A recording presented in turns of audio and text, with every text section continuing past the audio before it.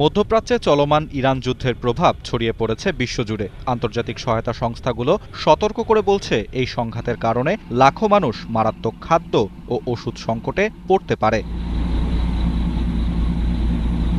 সংঘাতের জেরে বন্ধ হয়ে গেছে গুরুত্বপূর্ণ সমুদ্রপথ। বিশেষ করে হরমুজ প্রণালী কার্যত অচল হয়ে পড়ায় ভেঙে পড়েছে বৈশ্বিক সরবরাহ ব্যবস্থা। দুবাই, দোহা ও আবুধাবির মতো ট্রানজিট পয়েন্ট ক্ষতিগ্রস্ত হওয়ায় সংকট আরও গভীর হয়েছে।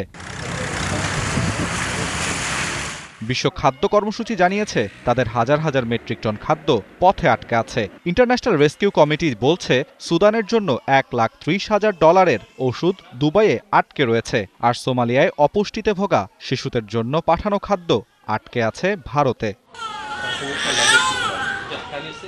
জাতিসংঘ জনসংখ্যা তহবিল জানিয়েছে, 16টি দেশে জরুরি সরঞ্জাম পাঠাতে দেরি হচ্ছে। জাতিসংঘের মতে, কোভিড-19 পরবর্তী সময়ের পর এটি সবচেয়ে বড় সরবরাহ বিপর্যয়।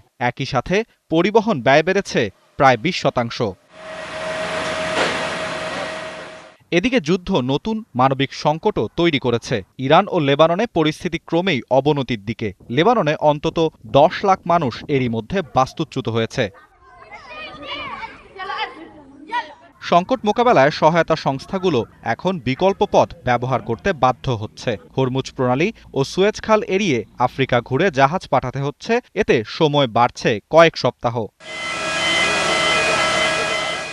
ইউনিসেফ জানিয়েছে, আগে সরাসরি বিমানে ইরানে টিকা পাঠানো হলেও এখন তুরস্ক হয়ে স্থলপথে নিতে হচ্ছে। এতে খরচ বেড়েছে 20%, আর সময় লাগছে অতিরিক্ত 10 দিন।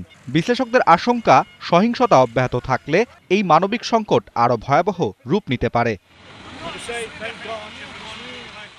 দ্রুত সংঘাত বন্ধ না হলে এই সংকট আরও গভীর হবে এবং বিশ্বের লাখো মানুষের জীবন ঝুঁকির মুখে পড়বে বলে শঙ্কা করছেন বিশেষজ্ঞরা।